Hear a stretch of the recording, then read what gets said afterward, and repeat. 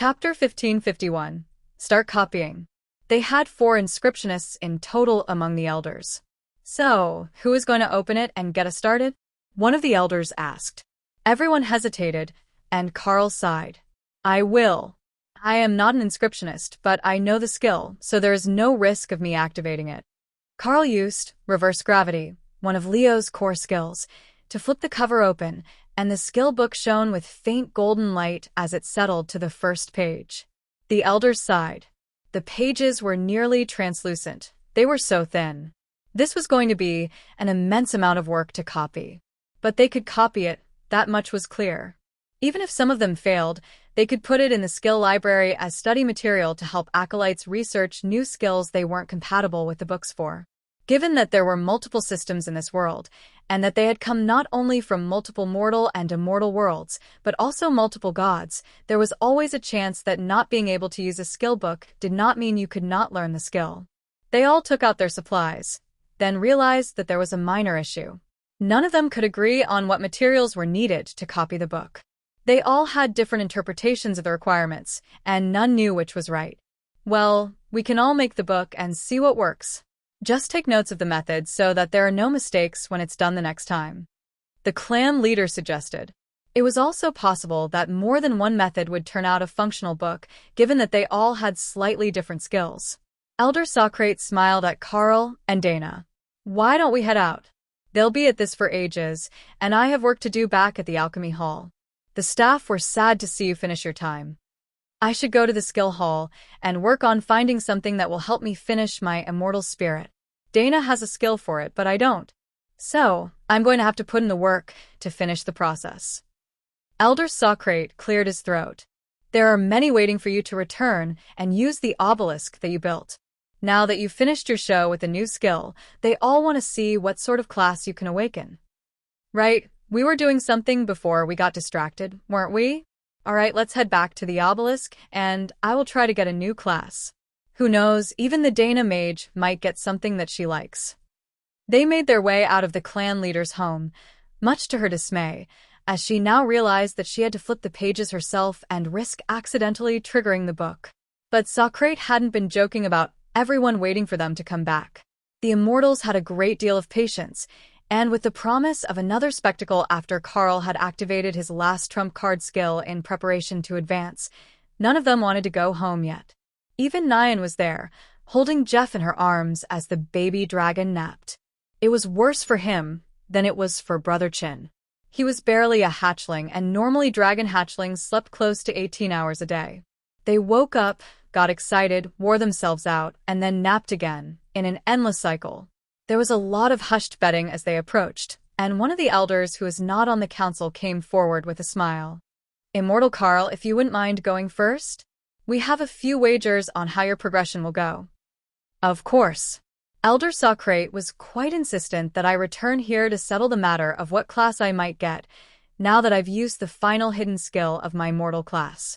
It was a bit flashier than expected, but the outcome was exceptional. Carl agreed. What happened with the skill? The inscription elders are working on duplicating it now. They will be announcing it soon, but I suspect that they will want to make it the clan's signature skill for traders. Though, those of you who are training as guards will find it useful as well. Call it a pay bonus and secret buff. The ones who had seen the description of the skill laughed at the thought of calling it a pay bonus. It was a straight-up cheat code. You could accompany a powerful merchant, buy a bit of what he didn't want, and then upgrade the quality to make a fortune. It might actually be more profitable to work as a merchant's assistant, building goodwill by buying up the lower quality items, than the actual merchant was. They could rely on the power of a strong ascendant or peak immortal, use his transportation and protection, all while supplementing their income with the clan's hidden skill. It was diabolical, but not against any rule that they were aware of. Will Dana be getting a new class as well? One of the ladies asked. Probably. She's gotten some great skills since advancing, so she should qualify for a better option now that we're in the immortal worlds. I would say her skills are already pretty amazing. But if it gives her something even better, I won't complain. The mage laughed at Carl's kept man act when they knew that he was insanely powerful for his development level. But he wasn't wrong about how skilled Dana was. He had raw brute power, but she had insane blade skills. We will start another betting pool. Do we have all the basics covered? She asked. One of the immortals held up a bag. I think so. We've got all the major bets covered for Carl. You can start the collection for Dana's attempt. The immortals cheered, and Carl wondered if betting on advancements and challenges was a universal pastime, or if the immortals were actually quite bored. Chapter 1552. Class Obelisk. Now that the betting was settled, Carl stepped forward to the obelisk, wondering if it was going to react to him at all. He did make it, so it might not. Carl put his hand on the obelisk and fed it a bit of mana. Immediately, he found himself in the class selection menu, looking at a small group of copies of himself. Wonderful. It did work. Carl stared at the options in front of him. The first one was a Beast Rancher, which seemed odd, though the skills that it had were all related to animal health and growth rates. So, the name was correct. Lotus would love it. The next was World Dragon Archpriest, predictably clerical in nature. Though, the skills didn't look like any cleric skills he had seen before. It was almost a mix between a green dragon's nature skills and Kara's chaos skills. Many of them were intended to influence the system, and the core skill was Awakening, to forcibly assign a class to a juvenile who was compatible. That one sounded fun, but perhaps not the best choice. Kara would definitely be a fan of that class, and would abuse it to extents previously unseen by humankind. But Carl moved along to the others. The third option was Immortal Beast Master Champion, and it was literally his class. All the skills were exactly the same, only the name of the class was different. He could almost feel the gods trolling him. The fourth was called Ancient Pet Sitter, and the skills were terrifying, especially the first core skill. All things are pets allows the creation of a beast space, type separate space, including a suitable kennel and food supply for any species of bonded creature, living or undead. Increases growth rate and prevents illness. A memory of Ray's voice echoed through Carl's mind. The Dana space. The related skills all looked insanely powerful, but somehow sinister. He would have to come back after looking at the other class. The final option was the Immortal Beast King. The core skills seemed normal enough. Sovereign authority, could command beast-type creatures to obey his will. Royal Guard, granted a permanent buff to beasts one rank or more beneath the Beast King when they were protecting his people or following his orders. Honestly, it looked more valuable once you were at supreme rank, as Immortal was all considered one rank by the system, though it covered a massive amount of progression. Out of all the options, there was no clear and outstanding option. One was optimized for farming, one was for commanding armies, one was a cleric of the system, and the remaining one felt a bit like it was made by the sort of immortal who had brought the bunny girls to the clan as slaves. However, going through the Ancient Pet Sitter class, it got more normal once you got past the initial skills. World Crafting enhances a world or domain type separate space with the fundamental rules of creation and a life. That skill alone would be enough to send Remy into a blissful state. The bonuses that it would give to growing new plants in the tiny world would be immense. But if Carl wasn't wrong, it could also be used to make the illusionary domain's occupants into actual living creatures. They wouldn't be able to leave the domain, but it would add a whole new level of realism, even beyond reality warp. However, it was the next skill in the tree that sealed the decision. Chaos Vortex creates a 5-dimensional rift, dealing chaos damage to all affected targets. Chaos damage affects the target's weakest resistance. Chance to apply Time Lock, paralyzing targets that are not immune to time element skills. The other skills look like a mix of buffs for bonded beasts, attack, and control skills. So it was a rounded class with an unfortunate name. Ray would not be happy about being referred to as a pet. Not at all impressed. However, once she saw the benefits, she might change her mind. Plus, this class was much less point-intensive than the old one was. They could get some of the skills from the skill tree and still put points into damage enhancement from the Beast Master Champion skill, Destructive Beast Master. Still, seeing the options that he had, Carl wondered if he had not picked up the right mix of skills to get the appropriate class. None of them quite matched the direction that he had been going in the past. Then he noticed a correlation. Ancient Pet Sitter had Tribulation Chain in its skill tree. How it was intended to use the skill seemed fairly obvious, given the context. It was for taming and restraining unruly beasts. The skill tree also had Soul Harvest further up the branches. It was grouped with damage buffs and combat skills, which included a number of combat styles. The more that he looked at it, the more comprehensive the class's skill tree looked. So, that explained why this particular class was an option. He already had 2 of its specialty skills, but not its core skills, which would have made it a waste to pick, even if the trees were good. Perhaps he would wait? He could grab a few more skills and see if there was a normal option along the Beastmaster line. That seemed like the best choice for him. The classes he could get were powerful, but a bit too strange. Exit not approved.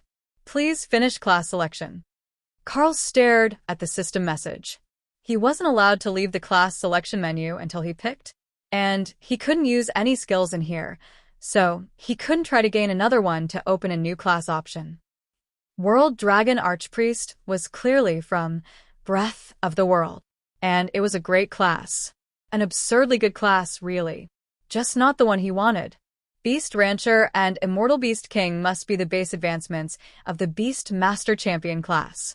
It made sense. One was the combat evolution, leading many beasts. The other one... Wait. That octopus had thousands of tamed beasts with it.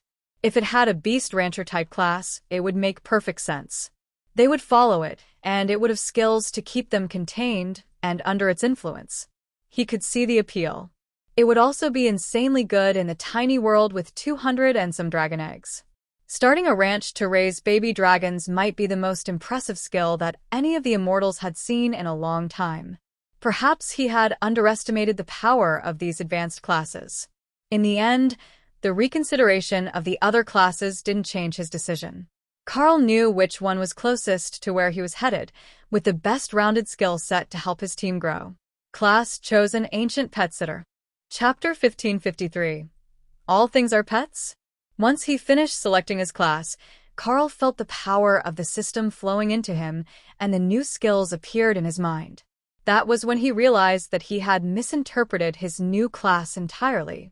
All things are pets didn't create a mental space for more beasts. He could still do that with Blessing of Family, but the new beast space was a physical separate space. Also, what it called a kennel for the pets was not a small cage. When he focused on Leo, the space that it wanted to create was a gigantic island with a thatch hut and a magical food dispenser. It was almost like Leo's own space, but with a house. The one it would make for Ray looked like a haunted house if someone massacred the population of some random town inside it. She wanted one. Then she made a great realization. She could have one. She just needed Carl to cast the spell in her space, and she would have a whole special museum of carnage to sleep in. Carl rolled his eyes as he picked an empty spot to cast the spell, and the creepy house appeared in Ray's space. Strangely, it felt like it was both part of her space, and not at the same time. It was a separate space, within the mental space. That was going to need some investigation, as it felt like there was some essential knowledge involved that would help Carl understand the fundamental rules in a more profound way. Then, he was back in the real world again, with all the immortals staring at him. Hey, he's got a new class. The color of his name in the system interface changed. But I don't know what this one is either. Since when do names come in gradients? One of the men asked. Yeah, that's not normal. But his whole name looks strange to me with that epic grade constitution that gives him the boss mob outline. The gradient class color is definitely a new one though. The woman who was taking bets agreed. I guess we just ask. What is your new class, and what category does it belong to? It's a beast taming related class, so support category, I suppose? There were some cheers, and then the crowd went silent again. What about the grade and the name of the class? We have heavy wagers depending on this. Carl wondered if he should say it out loud. But if they'd never heard of it, it shouldn't do any harm. Besides, the beasts already knew. They could see his interface. It's called Ancient Pet Sitter. I don't know grades, but it was outlined in golden light, the same as the other options I had. More cheering, and many pained groans went up at the announcement. So, it's a class that is above epic grade, and it's one that nobody wagered. I wonder if you got called a pet sitter because you've got a chaos badger and a demon spider? Calling you a beast tamer when you've got an untamable creature bonded to you just doesn't sound right. You're not wrong. The class name is the least relevant part of it all. The skills it comes with are spectacular. Oh, what sort of skills did you get? Like something to keep beasts entertained and fed while you watch them? One of the warriors laughed. Actually, yes. Check this out. Carl cast Illusionary Domain coupled with a Reality Warp. Then he filled it with Immortal Rank Lightning Sero and activated World Crafting. The magical plants and Sero immediately radiated the aura of living resources, and the Sero rushed over to get head pats from the nearby people. Half of them panicked, thinking they were under attack, while the other half laughed at the juvenile beasts and gave them the attention they craved. They're warm. I can feel the heartbeat. Are they alive? That is insane. What did you do? And these magical plants. What happens if we pick them? One of the immortals asked. It's an illusionary domain. You probably can't take anything out of here. But while you are in here, it is all very real. The space has the fundamental rules of creation and life imbued into it. Carl explained. That is both brilliant and evil at the same time. All these resources, and we can't take any of them. One of the men sighed. Min just laughed. But there are scaly puppies. I love Sero. This skill is absolutely wonderful. A few of the others realized that there was another use for this space. With the fundamental rules that it had, you could use it to progress in. The aura that certain plants and resources gave off had a resonant effect on the system. So, you could grow in the space, and it wouldn't matter that the resources were part of the illusion, as the effects they had on you would remain real. Though, you likely couldn't consume them and have the effect last past leaving. But it might be possible to consume them and get an effect that ended before you left. The effect shouldn't change, just as you wouldn't come back to life if one of those Sero impaled you before the spell ended. It might not be some completely broken free loot zone, but it was an absolutely amazing space to work on your power matrix, or to absorb energy if you needed it for a skill or progression technique. Alright, I will admit that your class skill is pretty awesome. You can make a perfect illusionary domain to house beasts in. And it's useful for everything else. Compared to some advanced combat skills for a paladin, it does feel like you're on a whole other level. The warrior agreed. There are some fighting skills as well, but they're in the tree, and I haven't purchased them yet. Carl explained. Well, that's true for us all. Congratulations. But now we need to see what your wife manages to get. We have a lot of wagers set to double or nothing. Chapter 1554. Send Dana in.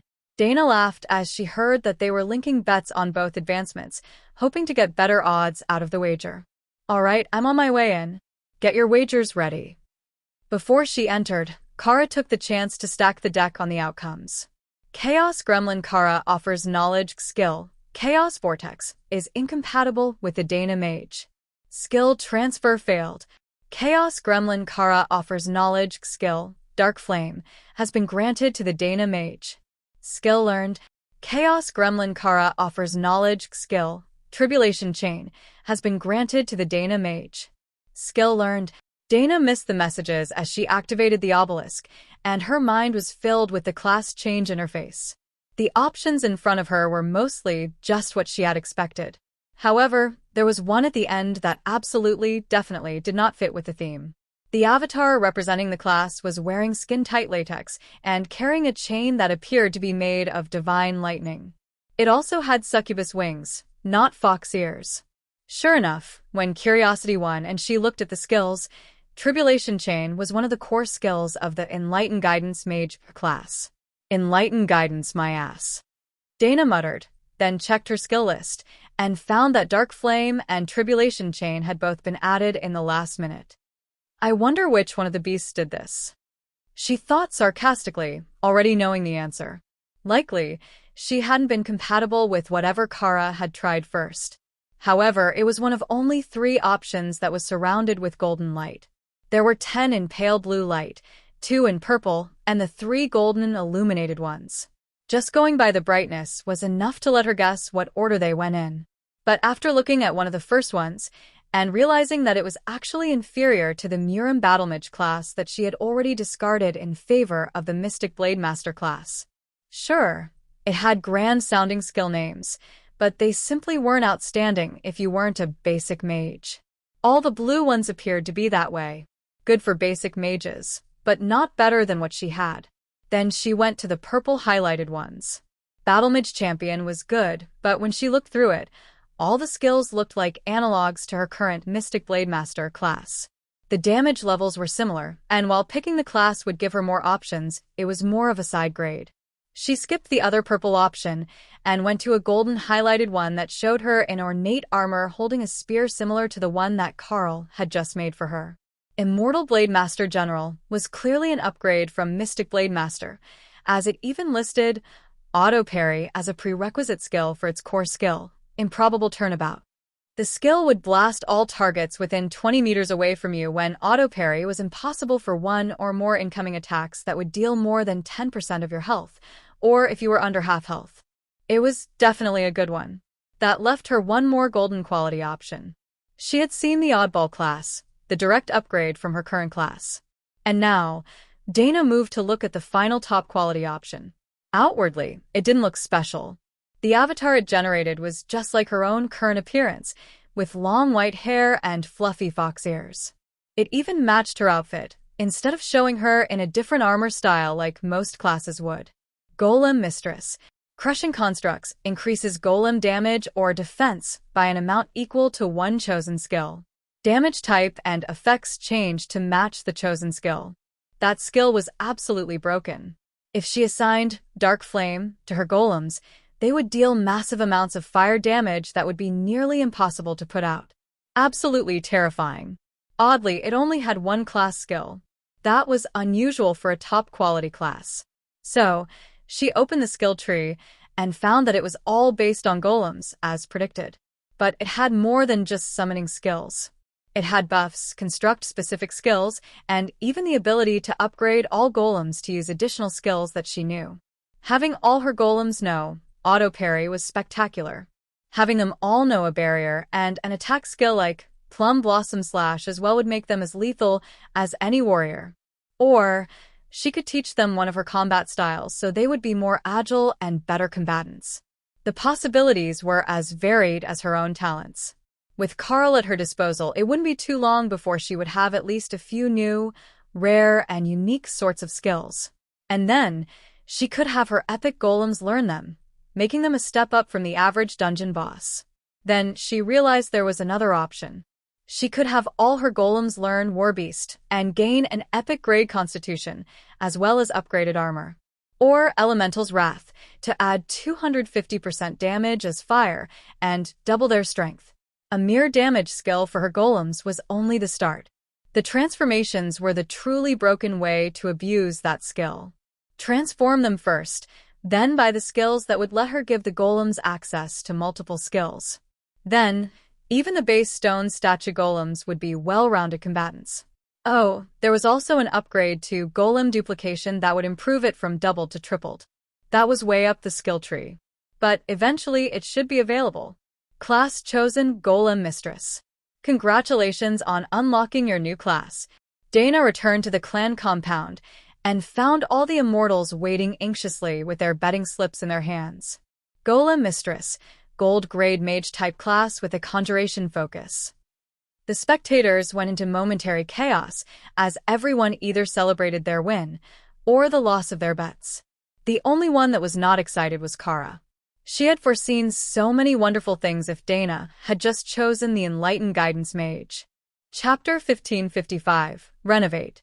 Now that the show was over and both Carl and Dana had a new class, it wasn't difficult to slip away from the others and return to their apartment in the back sections of the clan housing.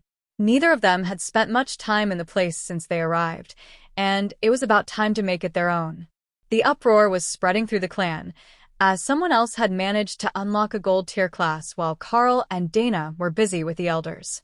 Now everyone wanted to give it a try, even the ones that were 90% sure that their system was not going to be compatible. For some of them, they were stuck with a minimally functional system from a mortal world that they hadn't managed to upgrade, so this obelisk might be a small hope, but it was the only one that they'd seen. That was the drawback to recruiting from dozens of different worlds, just based on which ones had an immortal ascending. You never knew what you were going to get. Kara came out in humanoid form as soon as they got to the room, accompanied by a living avatar for Opal, upgraded with all of Carl's new skills. This place needs help. The array in the bedroom is good. It helps gather power into the spaces. But other than that, total dump. Opal decided. Welcome to the newbie quarters. Now, why don't we start building up some spells to place on the apartment so that we can live in proper comfort? Carl suggested. Not a bad idea. My illusionary domain can turn this living room into about 10 acres of space. It would be nice if it was a bit bigger, but we will work with what we have. Oh, you can use the Dana Space spell on the spare bedroom too. Or try it on me and see what we get. Kara laughed. If it's a room for guests, use it on Tion. You'll get something suitably cute and fluffy. Carl checked what it would give Tion as a space. He was living in a cave when they found him, so it might be the natural home for a fox. That would not make a great spare bedroom. Carl focused on Tion and found that the room for him would look more akin to what he would think a wealthy young master's bedroom would be. Top-quality materials, soft blankets, 3 different hiding spots, and luxuriously soft carpets. It wasn't bad. Out of curiosity, Carl checked to see what Thor's space would look like and immediately rejected the idea. He was going to have to hold the talk with the Sero at some point. An entire wall of pictures devoted to Tessa was a bit excessive. But the rest of the decorations, Thor was definitely in lust with the War Priestess. Dana's was the closest thing to a normal room out of all of them. No, that honor went to Ophelia. Her perfect room looked like a hunting cabin with fur rugs, log walls, and a training golem in the corner of the room. Just in case you needed to vent. All right, what should we do for the living room? I think that I have the perfect room for the spare room. We just have to pick between the 2 best options. Carl explained. The space that they were going to turn into a spare bedroom was intended to be a decent-sized closet. But that didn't really matter when you used enough magic. Having 2 bedrooms plus a large relaxation area and kitchen in this small space would be more than enough. Besides, they still had the tiny world. Upgrading that with the skills and knowledge that he had gained with his new class was going to be a long process. But by the time that he finished the changes to the tiny world, it would be so much more like a real world that the line between what was a separate space and what was an isolated planet would begin to blur. Sure, the actual surface of the tiny world was not yet a full planet, but if Carl put in the work, he was reasonably certain that it could be the size of a moon by the time that he reached peak immortal. And a moon-sized world, imbued with the fundamental rules of mana manipulation, creation, and life, would be so incredibly close to complete for the sake of the living creatures on it as to be indistinguishable by anyone under a mortal rank. Should we make ourselves a small palace? Or give the apartment a nice garden? I think that we have enough outdoor space in the tiny world. Dana noted. Good point. We can expand this into a living room, perhaps a small theater? Make it look suitably grand for a pair of wealthy immortals to host friends in. Carl suggested. Oh, that is good. I want a new theater. There is one in town that I haven't gotten to go see yet, and then there are the arenas and the baths and the gambling halls and karaoke and... Opal rambled. We get it. There are a lot of fun things to do in the clan. We just haven't gone to see them all yet. Dana joked. And that's all without going outside the walls. Carl needs to hurry up and finish his immortal spirit so we can go play in the countryside and challenge people for resources. Opal added. Are we short on resources? That's not the point. They're out there, in separate spaces that none of us have seen before, and I heard that there are amazing illusionary traps set in most of them to lure unaware immortals to their doom. Isn't that awesome? Immortal illusionary traps. We could even get a fun new group to go with.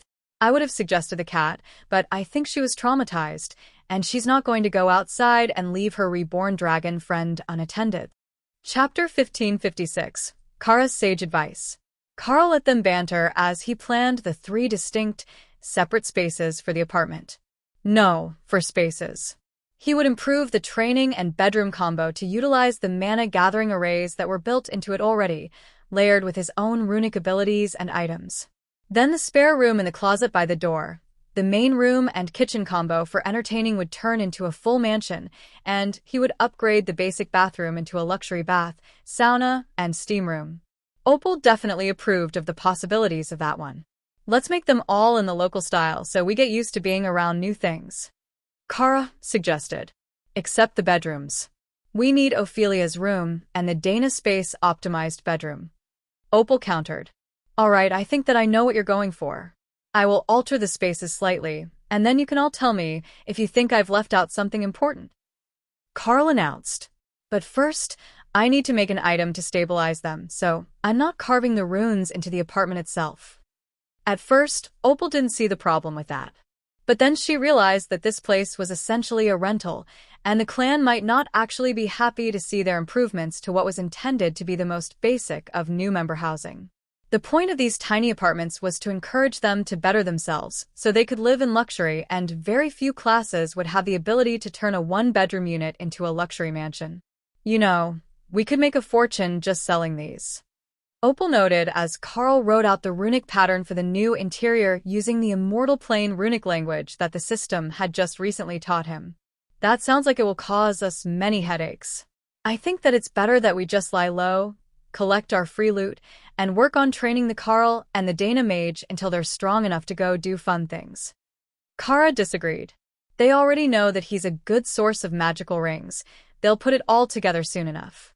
Opal informed her. But not yet. We don't need long. We just need Carl to have an immortal spirit fully formed. Dana's is very close now that she used that skill. Dana nodded. I thought that it would be instant, but it just started the process. I will still need time either in the room or in the tiny world to infuse myself with power. I do worry that Carl might have a hard time. He doesn't have a skill to start the progression of his immortal spirit, and we haven't had an opportunity to look for new skills that will make it possible.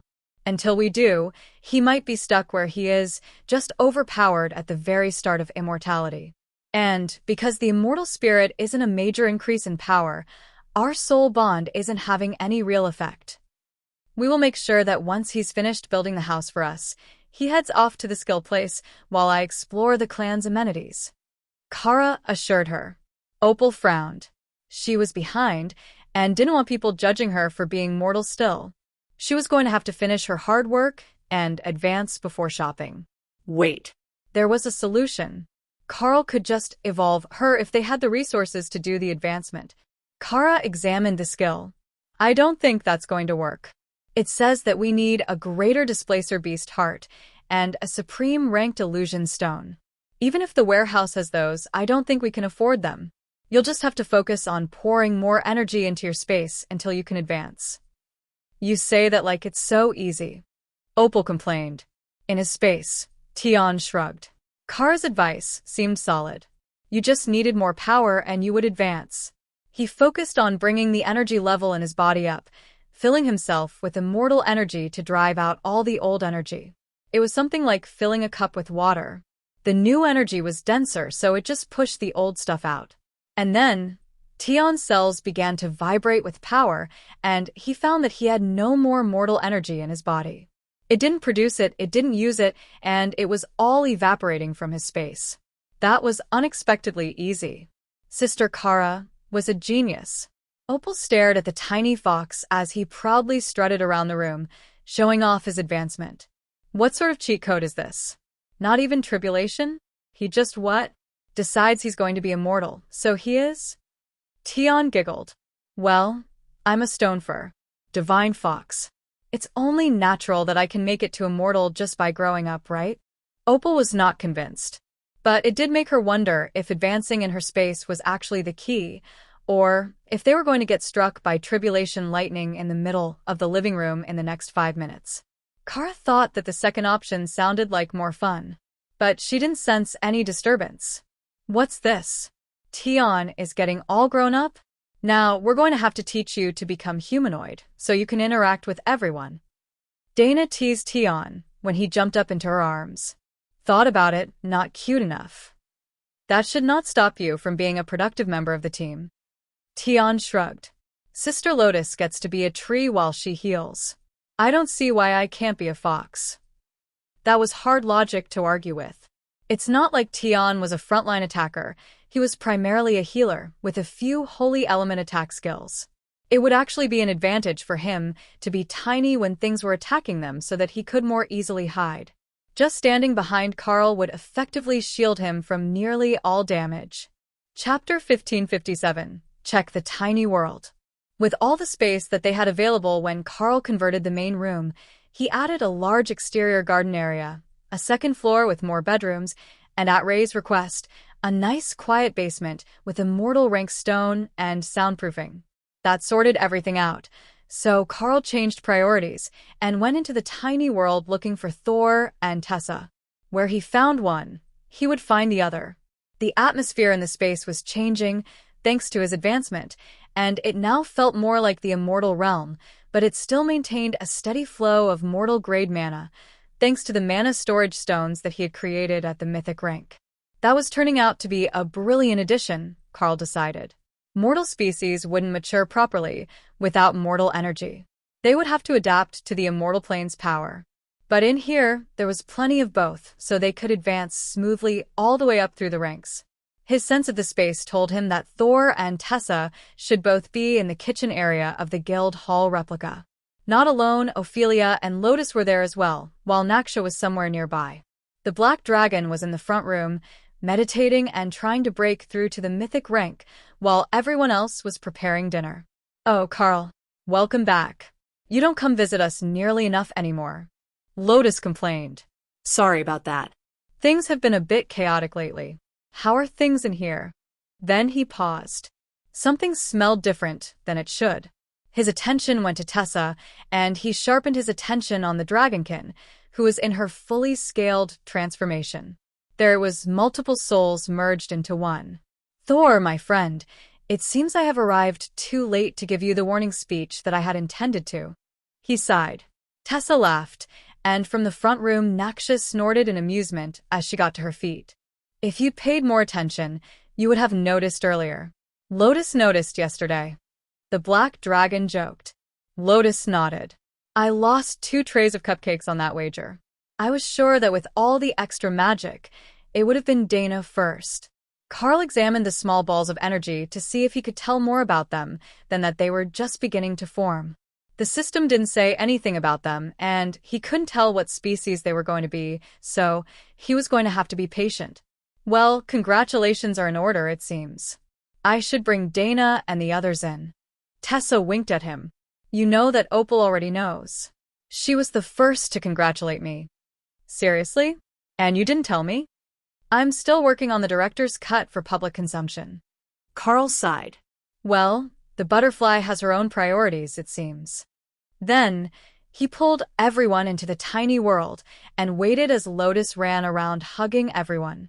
Kara smirked at Tessa, but didn't say anything, while Ray was more interested in Naksha.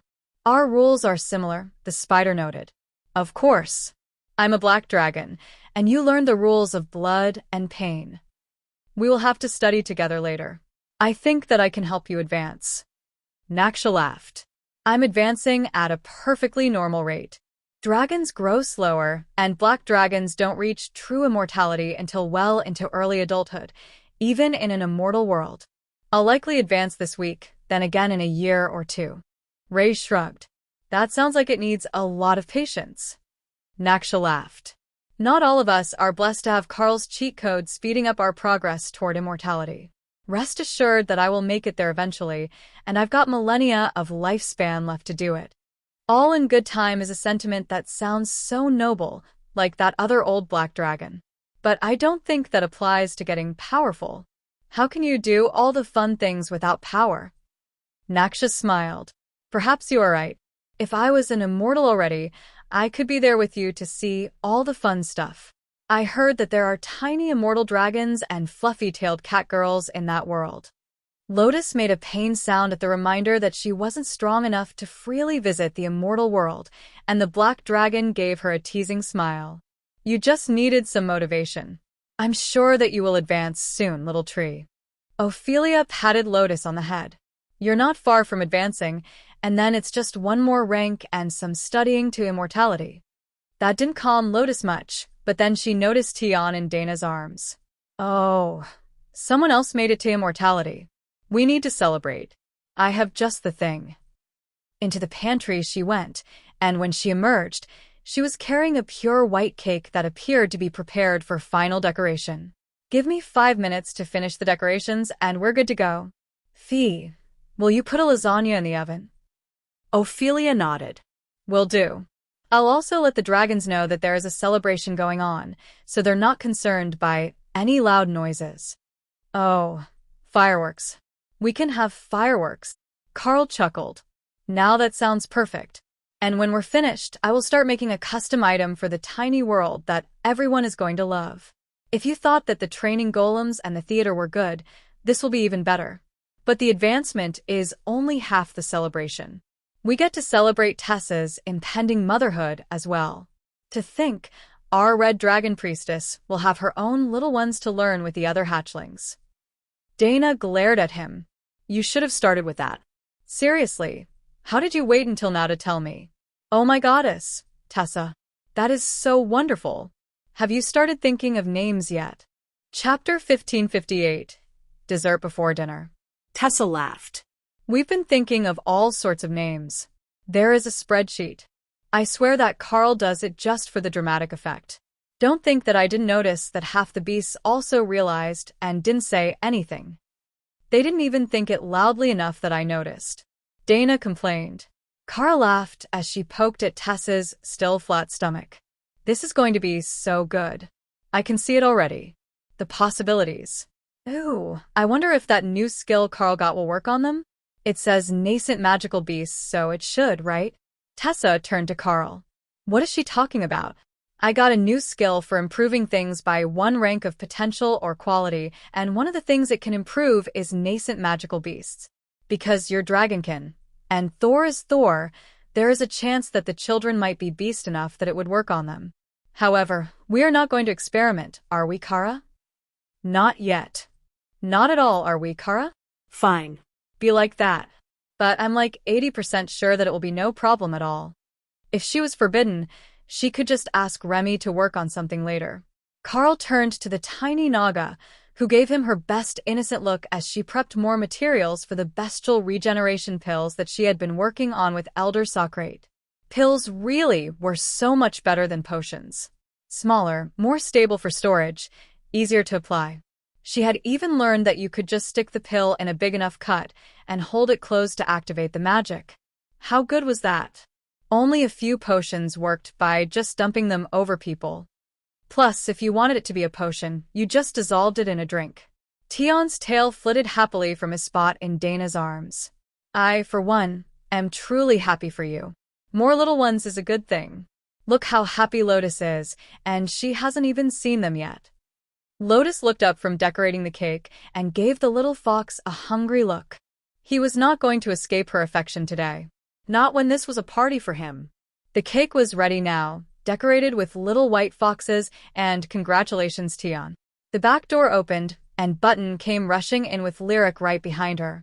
We heard the good news. Congratulations, Tion. Button gasped. Thank you all. Advancing is nice, I like this. Ophelia cut the cake and started handing out slices as everyone gathered around the table, except for Tion, who was placed on a soft black pillow in the middle with his piece on a plate in front of him. Ooh, this is fancy. I'm the literal center of attention. He joked as he delicately bit into the cake, trying not to get too much icing on his fur. Well, you've got forever to get used to it. Perhaps we will start to do this for birthdays too, so we have an excuse to do it more often. Lotus suggested. That sounds like we would end up having cake nearly every weekend, given the number of people around to throw parties for. But I think that we can arrange something to make birthdays special. Tessa joked. Button snapped her fingers as a realization came to her. We could do it just for the kids, so that their birthdays are extra special. That's not too many, right? And then when all the dragon eggs hatch, they'll do it close together, so we can have an extra big party for them. Tion nodded as he licked icing from his face. That's a good idea. Baby dragons love cake. Big cakes, little cakes, all the cakes. Button shrugged. What could she say? Cake was amazing. Almost as good as breakfast burritos. Plus, if you eat a cupcake, it counts as a well-rounded diet. Lotus added. Ophelia thumped her on the head. That's not what the saying means. Now, I am going to get the food from the oven, and we can have a proper meal before you stuff yourself on sweets again. Lotus sighed, then began pulling items out of her storage, producing a huge bowl of salad to go with the food, plus a collection of garlic and cheese-covered breadsticks that smelled divine.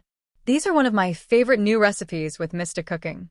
The garlic is a magical plant that grows here, and it has the effect of not just increasing regeneration, but it relaxes the mind as well. Eating a full breadstick is as good as an afternoon nap. Lotus explained as she dumped the warm bread into a bowl. You've really outdone yourself with the new cooking recipes. This smells amazing. Carl agreed. Just wait, once I advance again, it will be even better. I heard that there are immortals with the same skill, and they're green dragons. It's practically destined that we're going to be friends. Carl just laughed. All you have to do is transform, and you'll be an instant smash hit. Lotus beast form. Transformation turned her into a green dragon barely a meter long, and the size hadn't changed as she advanced. So, it wasn't tied to power, it was simply set by the spell. For her, that was a huge win. The food was served, and Lotus took a moment to cut Tion's portion into tiny pieces so that he didn't have to cut it himself, or get messy eating from large chunks. The fox didn't mind, he could clean himself easily enough. But it was a good excuse to lean up against Lotus, who always smelled like flowers and sunshine. Tion was unlikely to realize that he was a target of the passive use of, if not friend, why friend-shaped, but even if she didn't have the skill constantly active, Lotus would have been one of his primary targets for affection. Only Dana, who smelled like fox and magic, was a better option than the tiny cleric. Chapter 1559. Finish the work. Carl let the others continue to party as he made a few subtle changes to the tiny world and added an energy-gathering array to increase the density of the immortal energy in the same way that their bedroom in the apartment was intended to. They might not have any permanent residence that needed it yet, but the eggs would grow at an astounding rate with the extra energy. He was considering whether to use an additional skill or potion on them, something to bump them up in potential and base rank so that they would be better suited to the immortal world, instead of sending them back to the Darklight host or leaving them stuck here in the tiny world. However, Carl recalled that the Chaos Dragon had mentioned that the real powers of the immortal realm developed a tiny world into their own separate domain. Perhaps the elders would know more about that? It was likely too early to start, but knowing what the standards were to be building your own realm within the immortal worlds was important knowledge. It didn't take long before Tion and Lotus were both asleep on the couch, coming down from a sugar high, while Tessa and Thor were curled up reading a parenting book. I'm going to head back to the apartment and finish up the work there. If you all want to stay here, feel free. I will come find my Dana mage when it's time for sleep. Dana winked at him, and Ray gave him a thumbs up, while Remy simply laughed and vanished, headed back to the alchemy labs to continue her work. Her new recipes were coming along well, but the elder still had a lot to show her about how to perfect them. Tessa smiled as Dana turned on her the moment that Carl left. Oh, we have so many things to talk about. Dana insisted. I will let you talk. Thor agreed, getting up from the sofa. Oh, no you don't, mister. You're going to stay right there, and we're going to have a long talk about teen pregnancy. Tessa laughed. I'm not a teenager anymore. But Thor definitely is, at least in some sense. I did not expect to be planning a baby shower before I was planning another wedding. Tessa grinned, unrepentant. And here I thought that the first concern would be what species they were going to be. I'll just ask Carl later. She's definitely foreseen at least a few things about the little ones, and she's terrible at keeping secrets.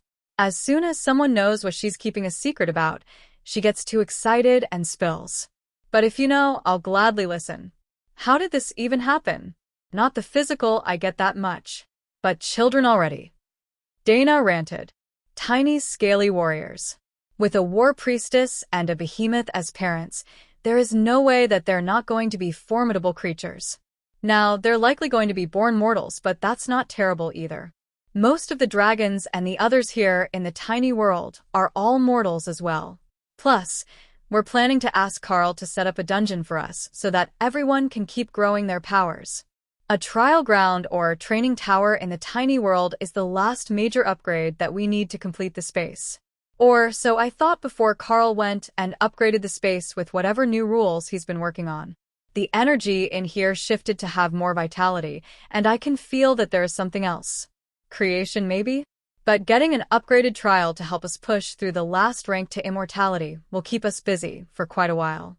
I'm not under any illusions that we're going to make it to where you are in the next few years. But I'm not in a hurry. With the little ones coming, I'll be busy and not focused on power gain. If Thor wants to push ahead, I don't mind. He's still bonded to Carl, so being too far behind will mess up everyone's progress. Dana nodded. I don't know how that is going to work, actually. The spaces naturally balance themselves, and Thor's space is definitely already at the immortal rank, even though he's not close yet. His space seems to have adapted already, but Carl might need to find materials to evolve Thor again. Thor sighed. That could be difficult. Getting the evolution materials to make a beast immortal is the primary reason that most species can't make it. Forget that I'm a somewhat unique evolution of the behemoth bloodline. Even dragons, who have the easiest time finding resources that will help them evolve and advance, only manage it a few times a century. We've been looking into it from the books that Matilda left here for the dragons in the tiny world. We've got the guidelines and we've got the skill, but I've already used evolution once, and the second time requires even more. Hawk got lucky with the perfect dungeon, but I might not. Dana nodded. I understand that. But I don't think that the spaces are transferable, so you might have to advance one way or another. Being one rank behind doesn't look harmful, but as Carl gets closer to peak immortal, it could be too much for you. Thor frowned. We looked into that as well, and there might be a solution to the conundrum. The bond between us is system set and tied to our bloodline, not our souls. There are reports of beasts too powerful breaking free, so we know that it's possible to break the bond without killing either party. So, it might be possible to dissolve it, or to transfer it to someone sharing the same bloodline. What are you suggesting? If one of the little ones is born immortal, we might be able to have Carl use his skills on them, and they can take my spot on the team, while I remain here with my Tessa and the rest of the herd. Thor explained. Tessa sighed, clearly having had this conversation with him before. I don't think that it's going to come to that. You have evolved far enough that I'm certain you can reach immortality, and then I will make it there eventually. We're not on any sort of timeline other than Carl's advancement plans for Thor. Chapter 1560. Villa. Carl listened in as he worked on the apartment and the final changes to the tiny world. Thor had a point. It would likely be possible to transfer the position to one of his children. He could feel in their energy that they had some compatibility with his space. But it wouldn't be necessary. He could feel that Thor was beginning to grow more quickly as his space changed, so he was going to hit peak mythic rank within the next few months. Once he did, it would be a matter of Remy finding the right potion to break the bottleneck, and he would make immortality. Thor fully understood the fundamental rule of lightning. Carl could see it right there in his interface. It wasn't comprehension holding him back. It was a bloodline that wasn't meant to advance this far. For that reason alone, Thor was going to need some time to advance. Even with the advantages of Carl's class. Thor's words did make Carl smile, though. Was a position as a bonded partner something that you could pass down to your kids? Thor certainly thought that it should be. But in a Sero pack, the elders became weak eventually and they would slow the pack down, so it was only natural for a new generation to take over eventually. Not out of disrespect, but because it was their time to lead the pack to glory, the same as their ancestors had. The apartment was becoming a glorious mansion thanks to world crafting, now that Carl had put in the work to beautify it, and he had done a full rustic cabin second floor for guests, while the extension of the actual bedroom was done to Dana's preference with all things are pets and reality warp on the illusionary domain. The only thing left to do was to inscribe all these designs onto an item so that they would be permanent, even when he wasn't here to maintain them. With everything active, it wasn't hard to stay focused on the runes and how to form them. He just needed to use immortal ranked earth manipulation, to create a gemstone to carve them into. The real trick was to carve the runes at such an incredibly tiny size that they would not be able to be clearly read by most viewers, without messing up the line work and other aspects needed to properly implement them. That would also allow him to put the entire villa, as he was calling the small illusionary world, onto a stone the size of a chicken egg. It would be easy to carry, move around, and then pass down when it came time to update their space. The room already had incredibly potent barriers around it, but Carl did make sure that there were extra runes to prevent spying, and to prevent people from leaving anywhere but through the front door, just in case. He already had Opal. They didn't need any other immortals or spies peeking in on their daily activities. His ability to visualize runes was far superior to what it had been before, and he could do entire spells worth of the work in a single thought, compressing them into a tiny patch of magical rune work before moving on around the orb. With everything in place, Carl was quite certain that the item was exactly what he needed it to be, but he had a new spell that really needed testing. Breath of the World involved actually breathing world dragon breath on the item as it was being completed, a feat only possible thanks to the skill in his current form. Item created, Illusionary Villa, Immortal Rank, Totem Grade. Creates a hidden resting space surrounded in a durable defensive barrier. May be activated as a visible property instead of a separate space. With the item now complete, Carl activated the separate space linked to their room, then stepped outside to see how the effect was from the outside. The effect was simple, but the barrier that was over the room now made it nearly undetectable even to Carl's senses, even with the door open. That was going to be a huge advantage in the future. Not because he wanted to hide his apartment from anyone. It was expected that anyone with power would upgrade their home. But because he could make more of these stones, perhaps at a lower grade, with only the basic functions of hiding the house and the defensive barrier, for sale to the clan. They could hand them out to traveling groups, who could use them as a luxury travel tent of sorts. If he skipped on the little details like the magical resources in the garden, the extra strength mana gathering arrays, the Badger girls in maid outfits exploring as they cleaned. Wait, he didn't add that to the spell. Kara laughed as her plan succeeded. A bit of her own influence, as he activated the spell, added the maids to the space, all modeled after her own humanoid form. They would do the same job as the gargoyles that Carl had put in the garden, but they were infinitely cooler. Plus, you would always have to guess what was in the juice when they brought you something to drink.